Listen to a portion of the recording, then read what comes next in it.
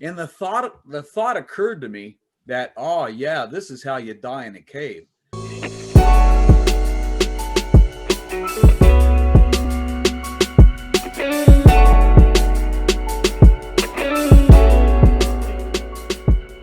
All through my 20s, I worked whatever job I could find, from field archaeologist, meaning, excavating archaeological sites for universities, or substitute teaching, or driving a dump truck, or whatever I could find between expeditions. And I didn't even really look for a career till I was 31 years old.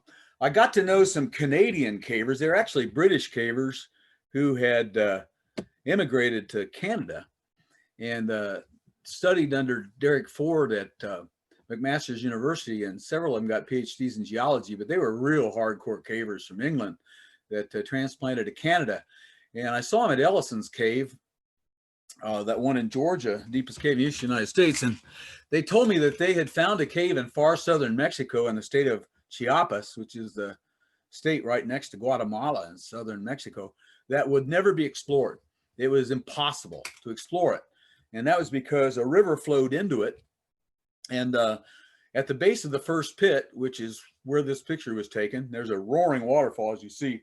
At the base of the first pit, from then on, as far as they'd gotten, it was wall to wall deep water going downstream with a fast current, and there were waterfalls down there. So it's like being above Niagara Falls all the time. So we thought we were pretty good, maybe even overconfident, a little cocky. And I said, well, let's go see about that. Let's see if it's impossible to explore. Turns out it wasn't, but we had some real close calls. And it's a miracle nobody got killed, because we were in there when there was a big flood, for instance, a tropical storm came through. And but we made it. And I wrote a book about that. The title of it, as you can see, is Yo Chib, the River Cave. And I tell all the stories in that book about the exploration of Yo Chib. The closest I've come to death in a cave was there. And that's when it was the 77 expedition. And we'd been there for 2 weeks. And we were actually almost done. We were de-rigging it, which means hauling all the ropes and gear out of it. And we camped in there and all. Because of the super deep cave, you get to the point where you can't continue to explore it from the surface. It's just, it takes too long to get down and back out. And once it takes about 6 hours to get somewhere from an entrance, then you start looking for where you might camp and stay for a while. And in fact, we got it all out. We were done. We were packing the vehicles, and then we realized we were missing a duffel bag. Somehow we had overlooked hauling one out, and we got everybody together and we discussed who had that particular one, because we realized what one it was, because there was something stenciled on the side we remembered, and we couldn't find that one. So somebody realized, oh yeah, I know where I must have left it. So let me think, how many of us? 3 of us went in to get it. It wasn't real far in, but we had to rig some ropes, and we found it. We were hauling it out, and when we got to a lake, which is like a big pond, but in caving it called a body of water, a lake, no matter how big it is, it had standing waves on it, and it's where that waterfall crashed down a pit and landed in that lake. I saw brown water and leaves and realized that it had rained really hard, and there was a chance the cave could flood. So I grabbed this woman that was with us, and I said, get up that rope and get on out of the cave. We'll bring the duffel bag along. And by the time the 2 of us who were still in the cave got to the top of that rope, the water was beginning to rise. And as we turned the corner and got within sight, we'd actually see out the entrance, but it was 1,000 feet away and tall and wide, kind of like a cathedral the whole way there, 1,000-foot long cathedral. And we could see light at the end of that tunnel. We saw 2 people coming in. They were coming in to help us. Well, actually, they were entering a death trap, which they didn't realize, and we didn't realize either. But when they got to us, and we were about 1/3 of the way out, and they came in 2/3 of the way, they were going downstream. We were going upstream. They were going to help with that duffel bag. that's when we looked out the entrance and saw that it was coming. You know, the flood pulse was on its way. And the thought occurred to me that, oh yeah, this is how you die in a cave. So we climbed up on this boulder in the middle of the stream, and within a few minutes realized that it was gonna cover it soon. So there was a British guy with us, famous caver from England, Michael Boone, who had moved to Canada, and he and I were the ones that were the most alert. The other two guys kind of went zombie-like on us, you know, like resigned themselves to perishing, let's say, and weren't much good. And come to think of it, I had said something that I regretted when we saw the big flood pulse coming. I stated the obvious, which didn't help things at all, but I said, we're going to die now.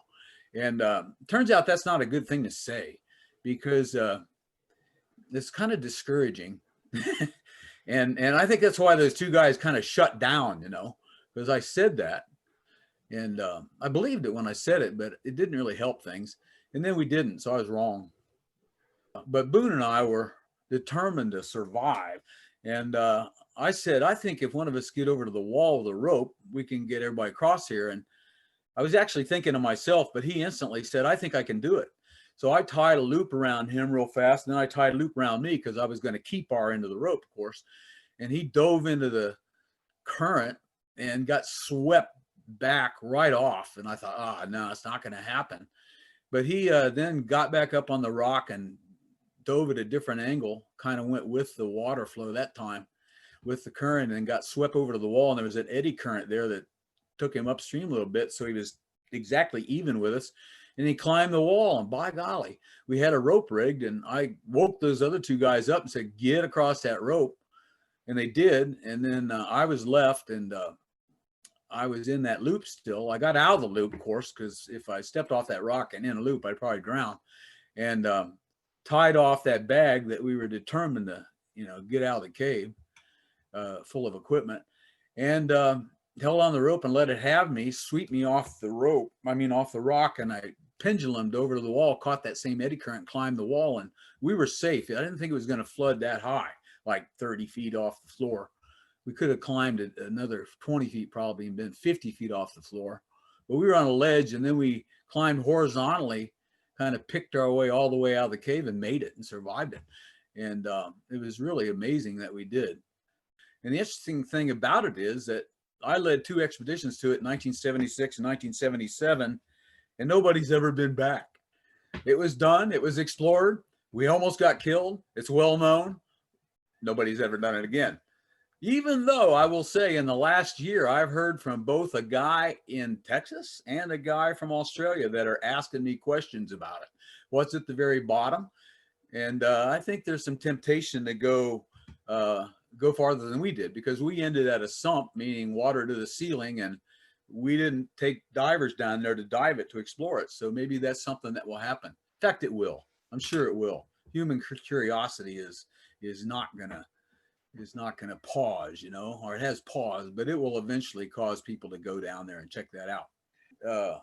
But somebody asked me later when I got back home, did you panic? And I said, and this is true, and I even wrote an article about it and said this, that I thought about it. All the ingredients were there for panic, but I also realized that that doesn't do you any good at all. What I needed to do was figure out how to get out of there. Panicking was just going to endanger me all the more. I needed to keep my cool. I needed to stay calm and do the right thing and save myself, which I did. So panic's not recommended.